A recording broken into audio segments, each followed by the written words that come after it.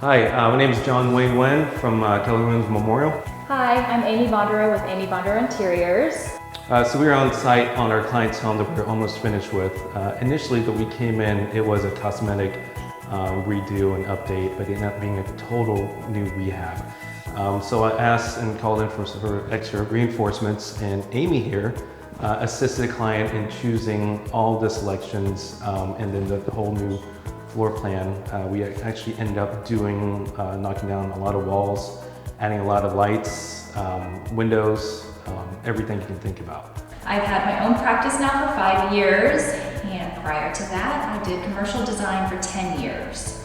So I have a little bit of a different approach than most designers. My approach is typically towards what the end user and what the owner wants.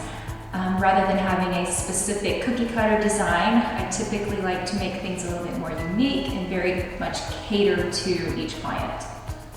Okay, let me walk you through this quick renovation. This house was originally built in the 80s. It's about 1,800 square feet and was very compartmentalized, as you can imagine. One of the things that we decided to do is open up this dining space, blow out the wall here, and create this wide open kitchen with a huge island. As you can see, still waiting on a few appliances these days. We all have the supply chain issues that we're waiting on stuff. But you can see we use this quartz surface for the countertop, very maintenance free. You can see that it has a really nice marble veining to it.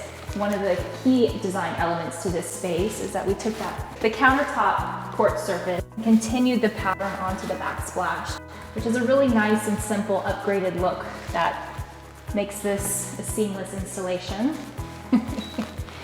This is the exhaust fan.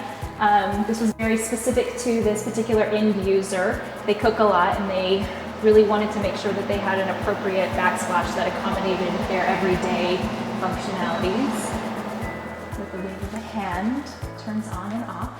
Initially, when we first came into the house, there was a huge wall here. And what we ended up doing is we built a 26-foot beam just for extra support to give this really open space. This island ended up being about 8 feet long, which is a super huge piece of slab that we're able to find. And one of the things that we learned in real estate with looking at so many houses, we try to really, make the space really useful with storage. And one of the spaces that we're able to utilize is one of the cabinets here. More often than not, we know that we have a storage space on this island for all the appliances and such. And typically speaking, on standard builder grade type of construction, the front facade is just a panel where the bar stools go up. But in order to get a little bit more counter space here to open it up, we were able to capitalize a little bit more storage space, which is always great, on the front side. When we started the construction of this home, originally there was a window right here where the new exhaust fan and the oven is. Because we took down the wall and made it an open concept, you now get a view from the front of the house to the back of the house, flooding the house with natural light. This window we felt needed to be utilized for storage. So this was a closed off breakfast area, which we opened up to be an open concept. What we decided to do is add a custom built bench here, which allows for extra seating with a table over here. This being the laundry room in the main thoroughfare, you can easily put a table over here. And we also extended the countertop to this side to allow for extra storage for all of the appliances that you can keep out on the counter. And one of the key things that we decided to do to keep things very simple and streamlined is take this countertop surface and extend it onto the backsplash. One of the things that you want to make sure that you're working with your installers is how this pattern is emulated onto the backsplash so it's a continuous look.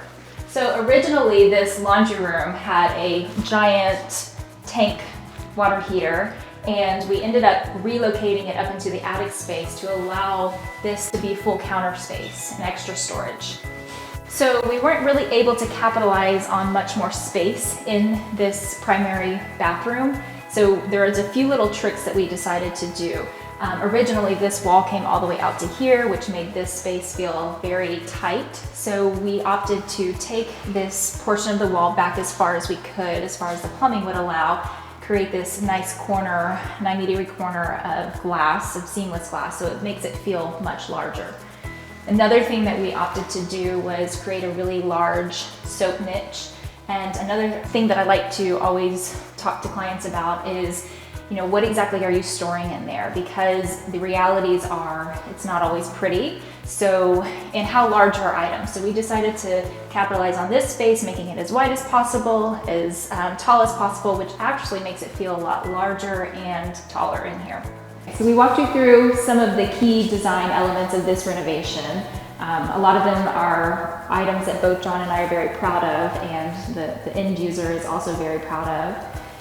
To find me, you can follow me on Instagram for my daily stories to see what I'm up to, or visit me on my website at amybondro.com.